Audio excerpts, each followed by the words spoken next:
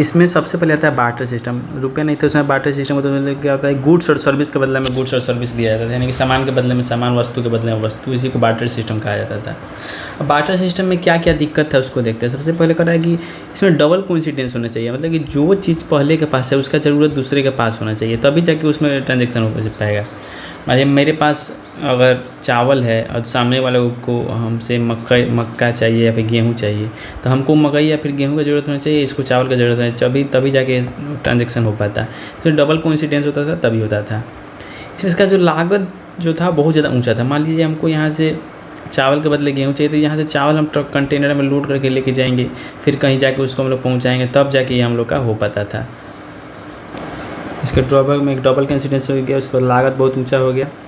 उसके बाद प्रोडक्ट का वैल्यू जो था उसको पता करने में काफ़ी ज़्यादा दिक्कत होता था कि प्रोडक्ट का जो है वैल्यू कितना है कितना नहीं है, मतलब पता नहीं चलता था कि हमको फ़ायदा का सौदा हो रहा है घाटा का सौदा हो रहा है। मान लीजिए कोई चीज़ कहीं 2 किलो गेहूँ में बेच रहा है और गेहूँ के बदला मान लीजिए हम लेकर चल गए, क्या लेकर चल गए, आलू लेकर चल गए, तो 2 केजी लगेगा फिर 3 केजी लगेगा, इस मतलब कि उसका वैल्यू सही से प्रोडक्ट का पता नहीं चल पाता था। उसके बाद फ्यूचर पेमेंट्स, मतलब कि मान लीजिए कि हमको किसी चीज़ के लिए ऑर्डर देना है, तो ऑर्डर भी तो नहीं दे पाएंगे ना इसमें बार्टर सिस्टम में, इसका भी दिक्कत था। उसके बाद उसको जमा भी करने में बहुत दिक्कत था, मतलब बहुत ज़्यादा रिसोर्स चाहिए उसको जमा करने के। वैसे मेरे पास आलू का बहुत सारा उत्पादन हो गया, अब आलू को जमा करेंगे तभी जाके उससे किससे ट्रांजेक्शन करेंगे, तो इसमें बहुत ही ज़्यादा दिक्कत होता था। उसको ट्रांसफ़र करने में वही दिक्कत, मान लिया अभी क्या है रुपये में क्या है आराम से ट्रांसफ़र हो जाता है, लेकिन सामान को ट्रांसफ़र करने में बहुत दिक्कत होता था। इसमें 6 गो मेन दिक्कत होता था।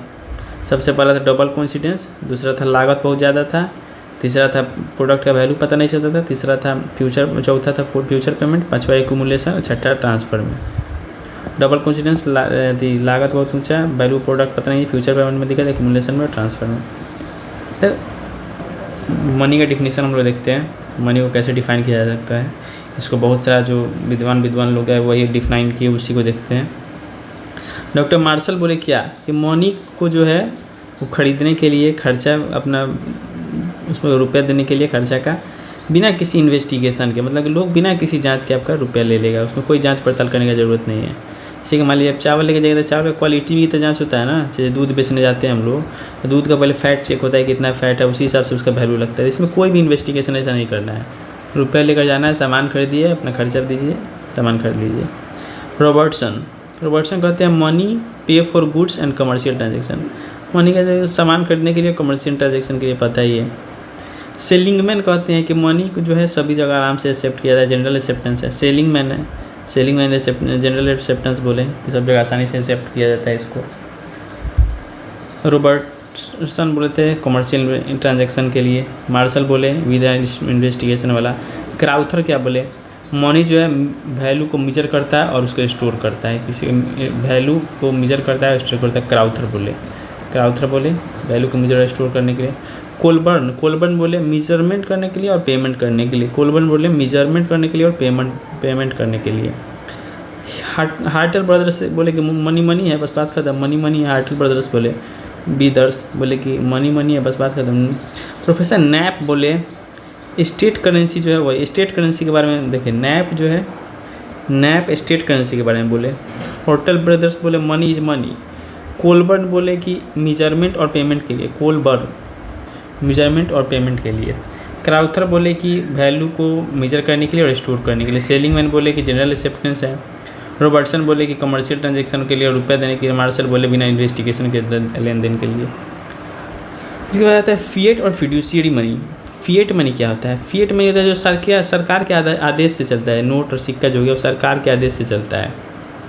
फिड्यूशियरी मनी क्या हो गया? जो प्राप्तकर्ता और जो मतलब कि जो रिसीवर है जो पेमेंट कर रहा है दोनों के म्यूचुअल ट्रस्ट पर चलता है, जो दोनों के म्यूचुअल ट्रस्ट पर चलता है उसको हम लोग कहते हैं फिड्यूशियरी। में देखिए चेक, सोना, चांदी।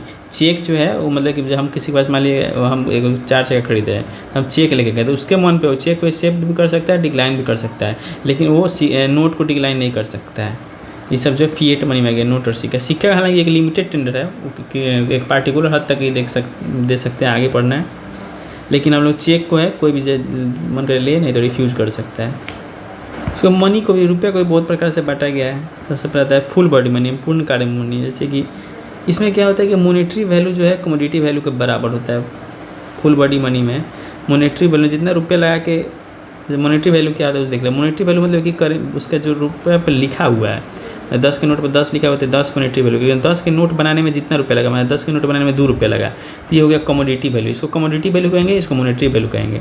तो वही मॉनेटरी वैल्यू और कमोडिटी वैल्यू जब बराबर रहता है तो उसको फुल बॉडी मनी कहा जाता है। पूरा मैंने फुल बॉडी को तोप लिया तो फुल बॉडी मनी कहेंगे। अंग्रेज के शासनकाल में जो चांदी का सिक्का होकर चलता था 1 रुपये का, वो फुल बॉडी मनी था। जितना 1 ही रुपये का चांदी के सिक्के में जितना लगाने बनाने में खर्चा पड़ता था उतना ही बेचा जाता था। ज़्यादातर सिक्का में ही होता था फुल बॉडी मनी। उसको आता है कि रिप्रेजेंटेटिव फुल बॉडी मनी। इसमें क्या होता है कि पेपर का नोट होता है, लेकिन उस पर मॉनेटरी वैल्यू और कमोडिटी वैल्यू जो है सेम ही होता है। मान लीजिए 100 का नोट, 2 रुपये का नोट बना है, अच्छा 1 रुपये का नोट, 1 रुपये का नोट बनने में मान लीजिए हमको 1 रुपये का खर्चा ही आ गया, तो हमको रिप्रेजेंटेटिव कहेंगे कि पेपर का नोट है तो उसमें मॉनेटरी वैल्यू और कमोडिटी वैल्यू जो है सेम हो गया, तो उसको इसमें रखेंगे। तो क्रेडिट मनी जनरली जो अभी के समय में देखते हैं हम लोग उसको क्रेडिट मनी ही कहते हैं, कहें कि इसमें मॉनेटरी वैल्यू जो है कमोडिटी वैल्यू से ज़्यादा है। जैसे अभी मान लीजिए आप 500 का नोट देखते हैं तो 500 का नोट बनाने में 500 रुपये तो नहीं लगता है, 500 का नोट बनाने में 4-5 रुपये लगता है, तभी यानी कि इसका मॉनेटरी वैल्यू कमोडिटी वैल्यू ज़्यादा है तो उसको क्रेडिट मनी कहेंगे। उसके बाद आता है करेंसी मनी। जितने भी अभी बचा मान लीजिए चल रहे हैं अभी नोट, जैसे अभी नोट में 100, 200, 10, 20, 500 का चल रहा है, उसको हम लोग करेंसी मनी कहेंगे। करेंसी मनी कहा जाता है उसको, जितने भी लीगल नोट है अभी। तो बैंक मनी जाता है कि जो बैंक जो अपना रुपया बनाता है, किसी को लोन देकर बैंक जो अपना रुपया बनाता है उसको बैंक मनी कहते हैं। उसके बाद स्टैंडर्ड मनी। स्टैंडर्ड में जो भी करेंसी यूज में है उसको हम लोग स्टैंडर्ड मनी कहेंगे। जैसे 10 का करेंसी यूज में है, 20 का है, 50, 500 का, 1000 का यूज में नहीं है तो उसको नहीं कहेंगे। स्टैंडर्ड मनी में जो करेंसी भी यूज में है उसको स्टैंडर्ड मनी कहेंगे।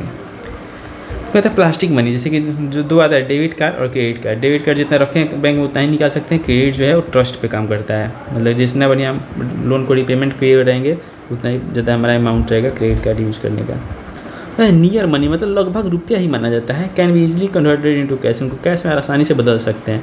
उसमें क्या सोना हीरा और चांदी, सोना हीरा और चांदी। उसके बाद आता है हॉट मनी। हॉट मनी क्या होता है, जो एक्सचेंज रेट वैसे जो कि एकदम उसका जो गिरने ही वाला है, मतलब उस बहुत ही जल्दी उसमें वैल्यू उसका डाउन होने वाला है, उसको हॉट मनी रखा जाता है। हॉट मनी हमेशा नहीं होता है, कभी कभी जैसे मान लीजिए कि कभी किसी देश का में लड़ाई हो गया तो उसका करेंसी जो है हॉट मनी में आ जाएगा, उसका वैल्यू गिर सकता है। मतलब हार्ड करेंसी मतलब इसमें सप्लाई कम है डिमांड ज़्यादा है, सप्लाई जो है कम है डिमांड ज़्यादा है, तो उसमें हार्ड करेंसी में डॉलर, पाउंड, यूरो। वैसे ही सॉफ्ट करेंसी इसमें सप्लाई ज़्यादा है डिमांड ही कम है, तो सॉफ्ट करेंसी में आ गया। कॉशन मनी मतलब कि caution money kind of collateral होता है, जैसे मान लीजिए किसी चीज़ के बदले में हम रुपया ले रहे हैं जमानत के तौर पर, उसको हम लोग कॉशन मनी कहेंगे। उसके बाद आता है मुद्रा। रुपये का काम क्या क्या है। सबसे पहले रुपये का काम देखिए, इसको 3 प्रकार में बांटा गया। प्राथमिक कार्य 2 प्रकार का हो गया, द्वितीयक कार्य 3 प्रकार का हो गया। उसके बाद जितना भी इसमें आता है वो सब आकस्मिक कार्य में रखा गया है। तो सबसे पहले हम लोग देखते हैं करेंसी हो गया था, भले कि क्या बोलते हैं इसको, क्लासिफिकेशन ऑफ मनी 11 प्रकार से हुआ। फिर फंक्शन ऑफ मनी देखते हैं। 1 नंबर पता है एक्सचेंज। रुपये का यूज़ किया था एक्सचेंज के लिए, मतलब किसी चीज़ के लिए क्रय विक्रय सब करने के लिए आता है।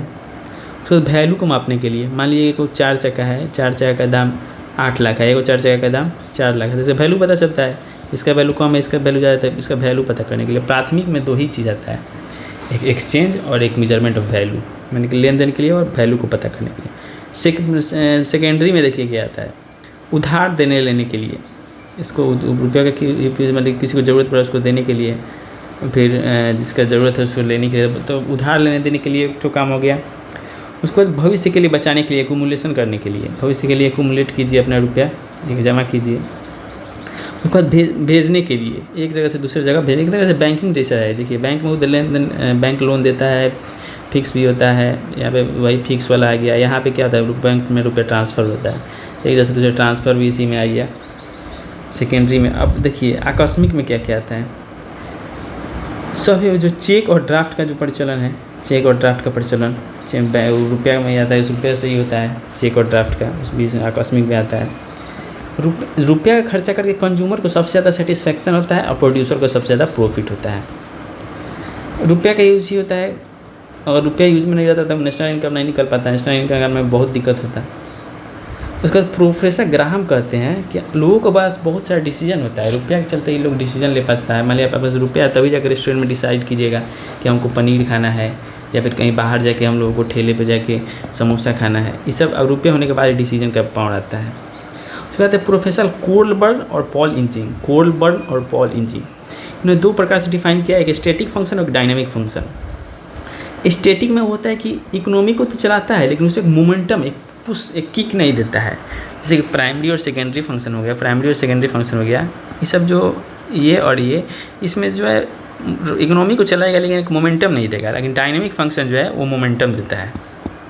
डायनेमिक फंक्शन में देखते हैं क्या क्या आता है। मुद्रास्फीति और अपस्फीति जैसे स्थिति को दूर करना है। डायनेमिक फंक्शन के कारण ही इन्फ्लेशन और रिसेशन ये सब हटता है। डायनेमिक इन्फ्लेशन में अंतर्राष्ट्रीय इंटरनेशनल जो ट्रेड होता है उसी के कारण होता है। डायनेमिक कारण ही मॉनेटरी पॉलिसी का से लोगों को समाज का कल्याण करना, जैसे मॉनेटरी पॉलिसी बनाने से समाज का कल्याण हो, वो भी डायनेमिक में ही आता है। इससे पुश मिलता है, मोमेंटम आता है। उसके बाद फुल यूज ऑफ नेचुरल और ह्यूमन रिसोर्स, नेचुरल और ह्यूमन रिसोर्स का यूज करना भी इसी में आता है। मतलब किसी का यूज कीजिएगा, मान लीजिए आदमी का किसी का काम पे रखे हैं तो उसका यूज़ कर रहे हैं ह्यूमन रिसोर्स का, उसके बगल में रुपये से ही पेमेंट करेंगे ना, तो वहाँ पे फंक्शन ऑफ मनी में ही आएगा। वही रुपया बना के बढ़िया से उस रुपया का ही फंक्शन यूज कीजिए। मतलब कोई बढ़िया पॉलिसी बनाइए, बढ़िया से उसका यूज कीजिए, या फिर इंटरनेशनल ट्रेड कीजिए उसी रुपया से, या फिर महंगाई और मुद्रास्फीति जैसे ये सब कंट्रोल कीजिए। सब डायनेमिक में आ गया। अब सिर्फ उसको सामान दे के 10 रुपये का लेना, एक्सचेंज करना, उसको वैल्यू को मापना, क्या कहते हैं, लेना, उधार लोन लेना देना, उसका रुपये को जमा करना, ट्रांसफ़र करना, ये सब जो है स्टैटिक में ही आ जाता है। उसको कहते हैं सेविंग और क्रेडिट। तो प्रोफेसर किन्स जो है वो बोलते हैं, प्रोफेसर किन्स बोलते हैं कि जितना ज़्यादा सेविंग उतना ज़्यादा कैपिटल फॉर्मेशन। एक देश का इसी से पता चलता है कि वो कितना ज़्यादा सेविंग कर रहा है। पर्याप्त पूंजी उपलब्ध होने पर देश में आर्थिक विकास को बल मिलता है। लोग अपना इकट्ठा जमा करेगा तभी जाकर आर्थिक विकास को बल मिलता है। बचत जो होता है वो कुल आय, इनकम माइनस एक्सपेंडिचर होता है। बचत जो होता है इनकम माइनस एक्सपेंडिचर होता है। फिर होता है सेविंग जो होता है पावर और डिजायर टू सेव होता है। सिर्फ डिजायर से नहीं होगा, पावर भी होना चाहिए सेव करने का। सब बचत के बारे में आ गया। सेविंग के बारे में किन्स बोले जितना ज़्यादा सेव कीजिएगा उतना ज़्यादा कैपिटल फॉर्मेशन होगा। अब हम देखते हैं क्रेडिट को। क्रेडिट का मतलब होता है विश्वास। क्रेडिट मतलब लोन लिए हैं उसको लौटाने का क्षमता। मतलब कि पहले इसी से यही पता चलता है, पहले किसी से रुपया लिए हैं तो उसको कितना टाइमली पेमेंट किए हैं या फिर टाइमली पेमेंट नहीं किए हैं, उसी को क्रेडिट कहा जाता है। ये क्रेडिट जो है बहुत पहले से एग्जिस्टेंस है, बार्टर सिस्टम के टाइम से एग्जिस्टेंस में है। तो उस समय मान लीजिए किसी से हम कहें कि तुम अभी हमको 2 किलो आटा का ज़रूरत है, अभी दो, बाद में जब मेरे पास होगा लौटा देंगे। तो ये सब जो है क्रेडिट जो है उसी समय से, बार्टर सिस्टम के टाइम से एग्जिस्टेंस में है। क्रेडिट का देखिए क्या क्या फ़ायदा है। ये जो है एक मोमेंटम देता है, किसको, इंडस्ट्री को, व्यापार को। ये जो मोमेंटम देता है कि मान लीजिए अभी जिसको ज़रूरत है वो लेके काम करे, बाद में उसके बदले में इंटरेस्ट दे। क्रेडिट के कारण क्या होता है कि बैंक जो है वो लोन देता है, उसमें एक्स्ट्रा जो रुपया होता है वो लोगों को लोन दे देता है, उसे इंटरेस्ट कमाता है अपना। उसके बाद क्या होता है कि मतलब सेविंग और कैपिटल फॉर्मेशन जो होता है क्रेडिट के कारण ही होता है। क्रेडिट के कारण ही लोग लेकर, मान लिए कोई नया बिजनेस शुरू किए तो वहाँ से कैपिटल फॉर्मेशन हो गया, फिर बिजनेस में मान लिया हमको प्रॉफिट हुआ तो रुपया बचा, उसको सेविंग भी हो गया। क्रेडिट का जो एक्सपेंशन और कॉन्ट्रैक्शन है वो मनी से आसान है। Credit expansion and contraction is easier than money. रुपया से आसान है क्रेडिट का एक्सपेंशन और कॉन्ट्रैक्शन। ये सब क्रेडिट का फ़ायदा था। देखते हैं कि मॉनेटरी सिस्टम जो इंडिया में है उसका, तो सिक्का जो है वो लिमिटेड लीगल टेंडर। इसका मतलब हुआ कि किसी के पास मान लिया हमको 2 लाख का सामान है, हम उसको 2 लाख सिक्का लेकर ही चले गए तो हमको रिफ्यूज़ कर सकता है, मना कर सकता है देने से, बोल सकता है कि नहीं हम नहीं लेंगे। लेकिन सिक्का लेकर, नोट लेकर जाएंगे तो उसमें नहीं, नोट जो है अनलिमिटेड लीगल टेंडर है। और यहाँ पे देख रहे हैं कागजी नोट जो रिजर्व बैंक बनाता है, और 1 रुपये का नोट और 1 रुपये का सिक्का जो है वो सेंट्रल गवर्नमेंट बनाता है, जो इंडियन क्वाइनेज एक्ट का दिन जारी किया जाता है। लेकिन बाकी सब जो है वो RBI बनाता है, नोट और सिक्का होगा। RBI जो है अपने पास एक मिनिमम रिजर्व फंड मेंटेन करता है, मिनिमम रिजर्व फंड। इसमें 115 करोड़ का सोना और 85 करोड़ का फॉरेन सिक्योरिटीज़ रहता है। जहाँ कुल वैल्यू, टोटल वैल्यू 200 करोड़ होता है। 115 करोड़ का सोना और 85 का फॉरेन सिक्योरिटीज़। ये जो है बिल्कुल एक मिनिमम, इतना मिनिमम ही रखना है इतना। फिर मनी के सप्लाई के बारे में देखते हैं। मनी के सप्लाई का मतलब हो गया कि मुद्रा के सप्लाई का मतलब हो गया कि मुद्रा की पूर्ति का, जनता के पास मुद्रा का स्टॉक है। मतलब कि लोगों के पास रुपया है ना, तो मुद्रा की पूर्ति में ना ही तो सरकार के पास मुद्रा का स्टॉक, ना ही समस्त बैंकों के पास मुद्रा का स्टॉक को शामिल किया जाता है। मतलब लोगों के पास, असली में लोगों के पास कितना रुपया है उसी को सप्लाई ऑफ मनी कहा जाता है। सरकार और बैंक के रुपये को नहीं, लोगों के रुपये को ही सप्लाई ऑफ मनी कहा जाता है। इसको 4 प्रकार से डिफाइन किया गया, M1, M2, M3 करके M4 तक। तो M1 देखते हैं, M1 में देखता है, कहता है कि जनता के पास जो करेंसी है, उसके बाद डिमांड डिपॉजिट, उसका रिजर्व बैंक के पास जो अन्य अन्य डिपॉजिट है वो सब। तो डिमांड डिपॉजिट में देखते हैं क्या आता है।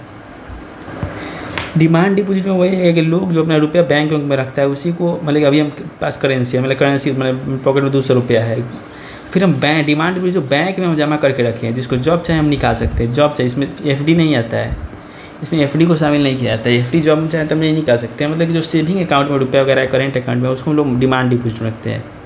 और रिजर्व बैंक के पास अन्य जमाए में क्या आता है, जैसे कि उसमें रिजर्व बैंक के पास में, जैसे हम लोग बैंक के ग्राहक होते हैं, लेकिन रिजर्व बैंक का ग्राहक कौन होता है, जो केंद्र सरकार का रुपया का खाता चलता है, वहाँ पे सेंट्रल गवर्नमेंट का चलता है, स्टेट गवर्नमेंट का चलता है, अलग अलग बैंक का खाता चलता है, IDBI SBI का चलता है, विदेशी केंद्रीय बैंक या विदेशी सरकार का RBI के पास जो रुपया जमा है, या फिर IMF इंडियन मॉनेटरी फंड जो वर्ल्ड बैंक की सब का रुपया पे भी है, ये सब जो भी जो जमा होता है वो कहाँ होता है, RBI में। RBI में मतलब कि इंस्टीट्यूशनल अकाउंट खुलता है RBI में एक तरीके से, तो उसमें भी जो रुपये जमा है, इस सबको M1 में रखा है। M1 के पास अभी करेंसी, बैंक में सेविंग या करंट अकाउंट में रुपया, फिर RBI के पास जो रुपया जमा है उसको M1 में रखा जाएगा। अब M2 में देखते हैं, M1 में ही जो डाकघर में भी रुपया है, जो डाकघर में रुपया, जैसे यहाँ पे जनता के पास करेंसी हो, यहाँ पे जो डिमांड डिपॉजिट है उसमें पोस्ट ऑफिस के रुपये को जमा नहीं किया गया है, लेकिन यहाँ पोस्ट ऑफिस में भी अगर रुपया रखे हुए हैं उसको भी अगर सेविंग अकाउंट में और उसको भी शामिल कर दिया जाए तो हो जाएगा M2। पोस्ट ऑफिस को भी शामिल कर दिया जाए तो हो जाएगा M2।